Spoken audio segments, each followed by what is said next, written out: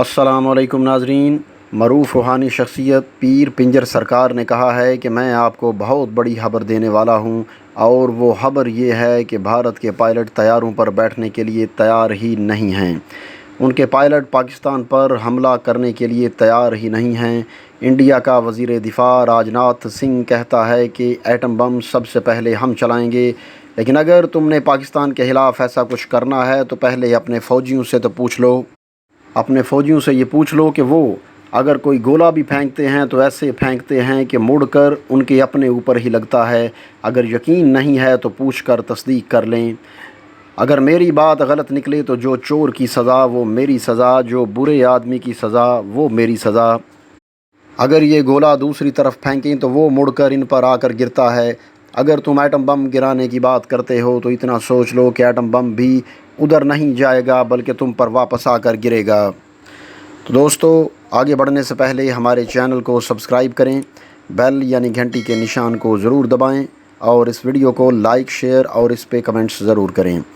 تو دوستو، معروف روحانی شخصیت پیر پنجر سرکار نے کہا ہے کہ ایٹم بم ان سے کسی پر نہیں گرے گا، یعنی انڈیا والوں سے، کیونکہ غزوہ ہند رب کی رضا اور نبی صلی اللہ علیہ وآلہ وسلم کی نگاہ سے ہو رہا ہے۔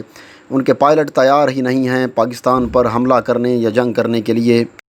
اب انڈیا اسرائیل سے پائلٹ ادھار مانگ رہا ہے۔ اب پاکستان پر حملہ کرنے کے لیے اسرائیل سے کرائے کے پائلٹ آئیں گے۔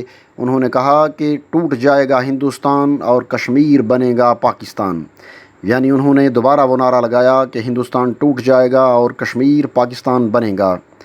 پیر صاحب نے کہا کہ غزوہ ہند کی جو سلیٹ مجھے نظر آ رہی ہے وہ یہ لگی ہوئی ہے کہ غزوہ ہند شروع ہو چکا ہے، اللہ کے حکم سے شروع ہو چکا ہے، نبی کی دعا اور نگاہ سے شروع ہو چکا ہے۔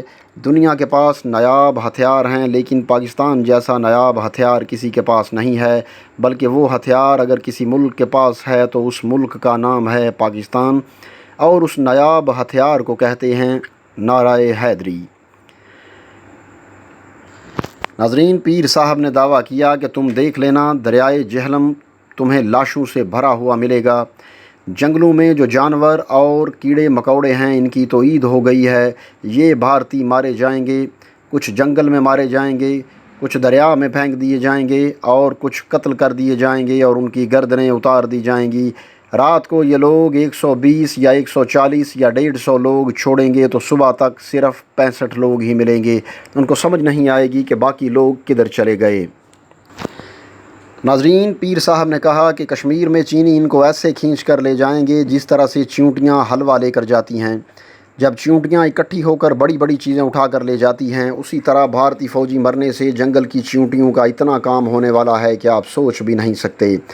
ان کی آدھی فوج کشمیر میں ان کو ملے گی ہی نہیں۔ دوسرے نمبر پر انڈیا کے اندر ایوانوں میں یہ فائنل ہو چکا ہے کہ مودی کو فارغ کرو اور اس کی جگہ پر نیا بندہ لاؤ، لیکن انڈین آرمی کے جرنیل کہہ رہے ہیں کہ اب سول کو حکومت نہیں دی جائے گی، اب ہندوستان کو فوج ہی چلائے گی۔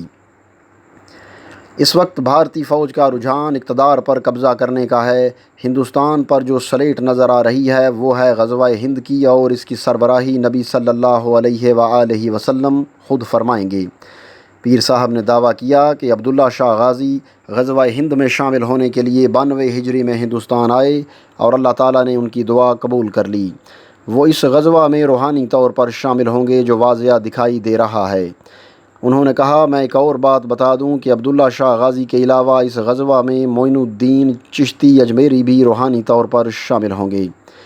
ناظرین، پیر پنجر سرکار نے پیشن گوئی کی کہ اس جنگ کے بہت سے معاملات اسی جولائی اور اگست میں دکھائی دے رہے ہیں۔ یہ آزاد کشمیر کی طرف سے حملہ کریں گے اور سمجھیں گے کہ یہ علاقہ پاکستان کا نہیں ہے، اس لیے ہم اس پر قبضہ کر لیتے ہیں، لیکن ان کو منہ کی کھانی پڑے گی۔ بھارت بھی ٹوٹ جائے گا، ان کی فوج بھی ٹوٹ جائے گی، اور RSS کی تنظیمیں بھی ٹوٹ جائیں گی۔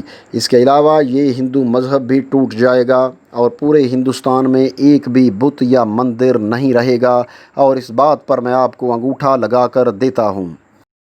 تو ناظرین، یہ تھی ہماری ویڈیو، امید ہے آپ کو ضرور اچھی لگے گی۔ آخر میں دوبارہ درخواست، ہمارے چینل کو سبسکرائب کریں، بیل یعنی گھنٹی کے نشان کو ضرور دبائیں، اور اس ویڈیو کو لائک، شیئر اور اس پہ کمنٹس کریں۔ اگلی ویڈیو آنے تک کے لیے اجازت دیجیے۔ اللہ حافظ۔